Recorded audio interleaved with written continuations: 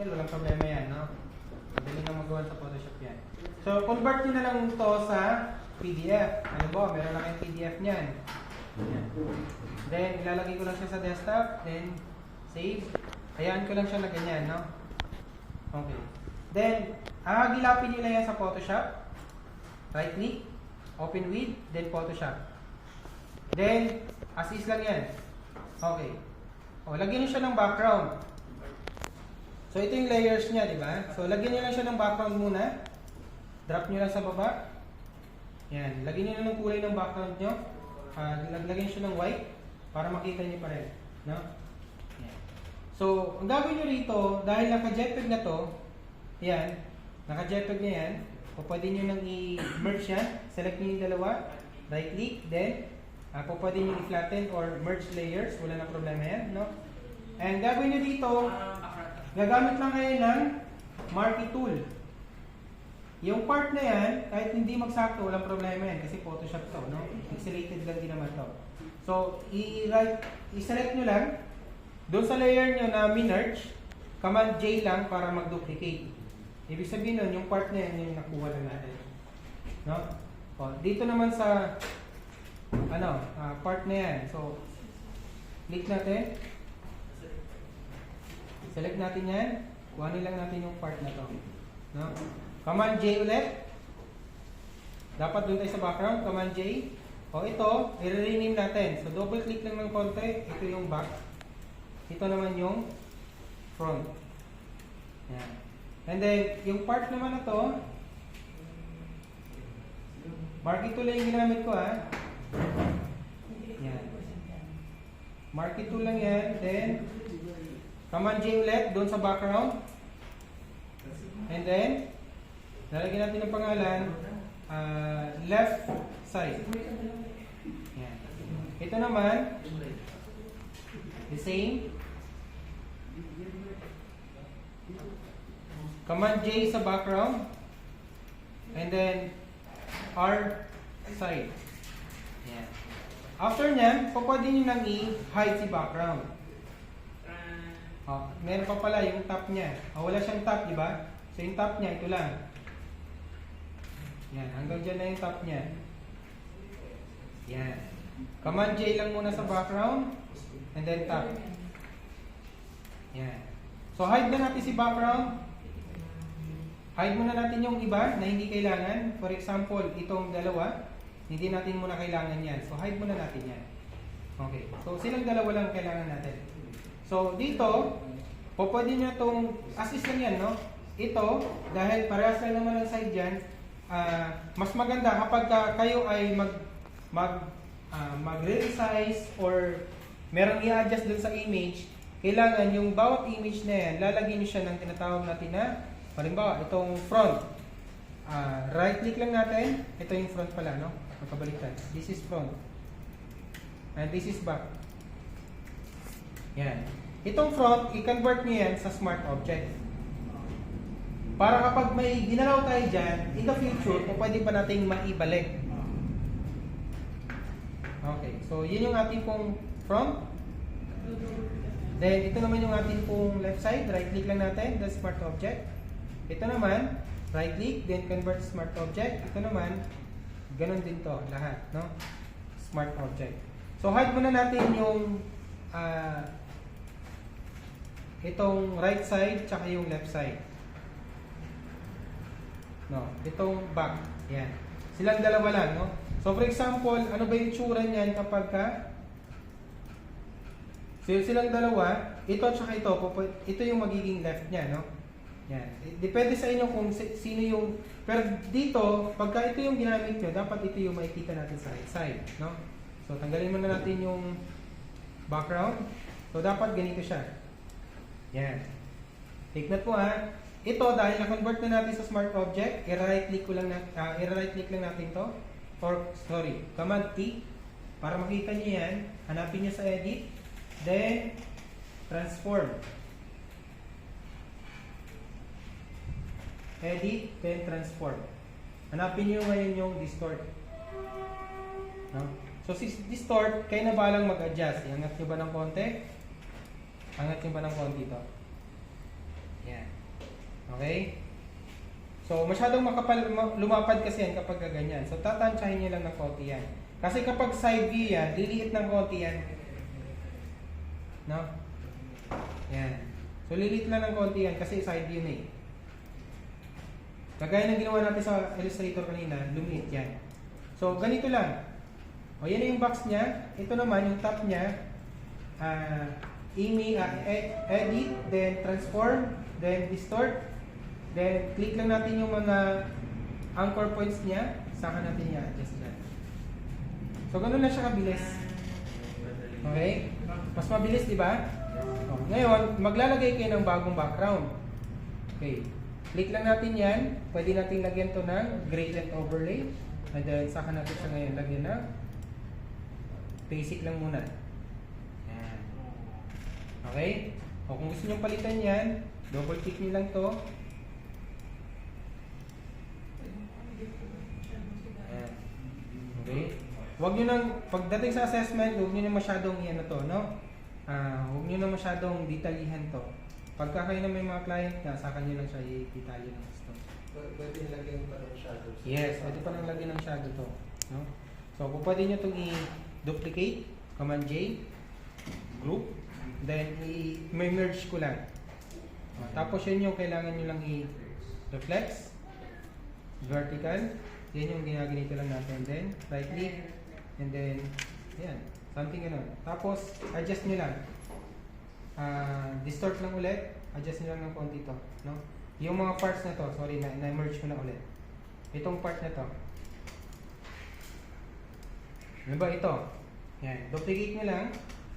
Control T, yun yung transform. Then, saka nyo lang siya ngayon i-flip vertical. Para, yan. And then, also nito, Command J, Control T, right click, then vertical. Para lang magkaroon ng yan.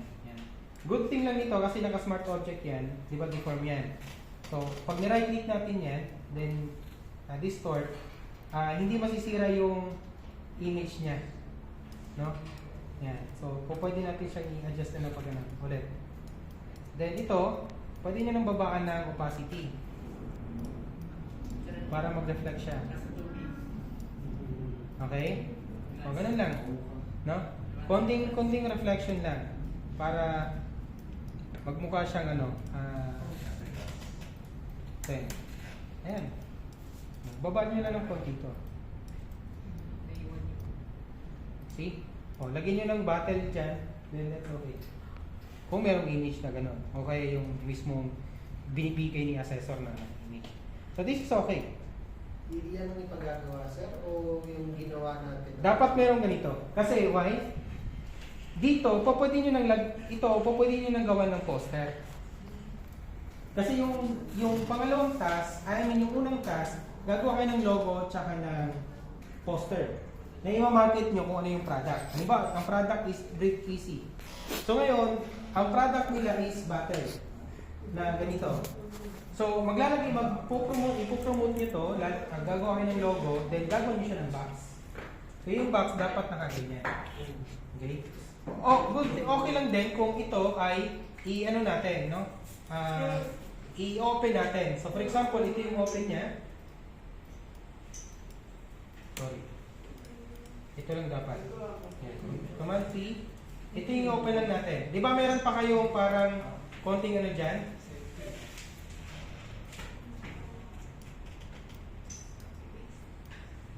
Yan. Meron kayong konting shape lang natin. Pwedeng ganyan yung Open. Convert lang natin ito sa smart object. Then, eyedropper.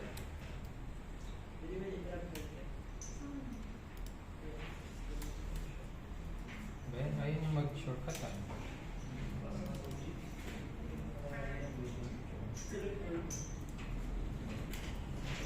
Okay. Yan. Wait. Wait lang ha. Dapat wala siyang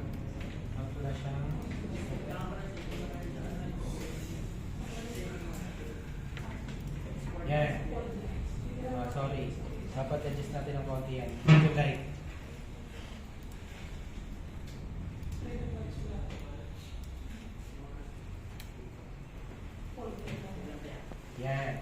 So ngayon ito, SQ lang natin.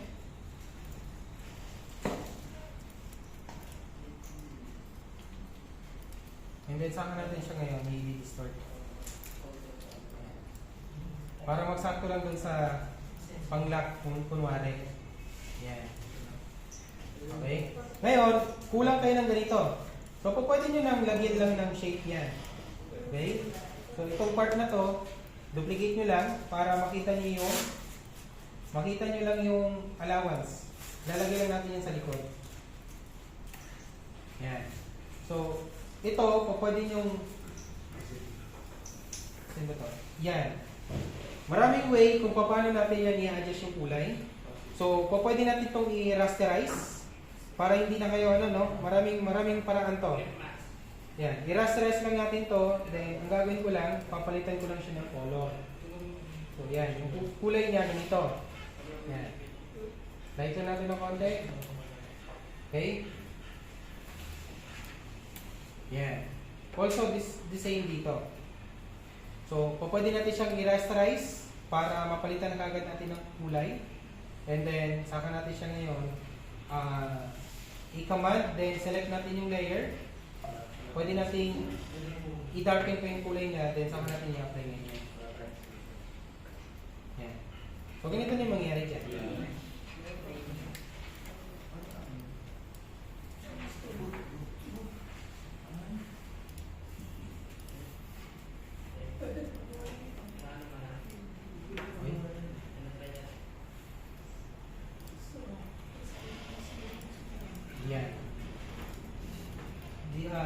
Distort. Hanapin natin to. Then, Command T lang yan or transform lang yan. Kung meron kayong ganito ang ginawa, no?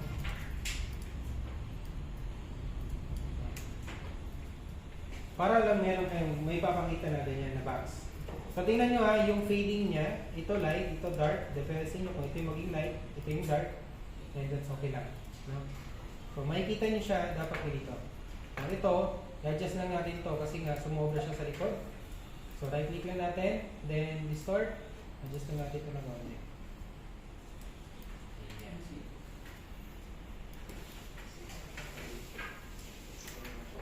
Also, the same dito. Yan. So, meron kayong magandang reflection, meron na kayong box, meron na kayo nito. Okay? Yan. So, depende sa inyo kung saan kayo gagawa, kung Photoshop ba or Illustrator.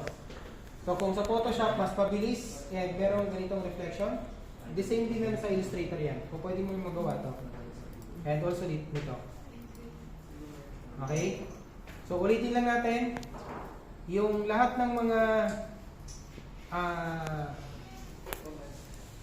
yan, ito kailangan lang maging JPEG to. Kukuha lang kayo ng marquee tool kahit hanggang dyan lang, no? Yan. Command J. Ito naman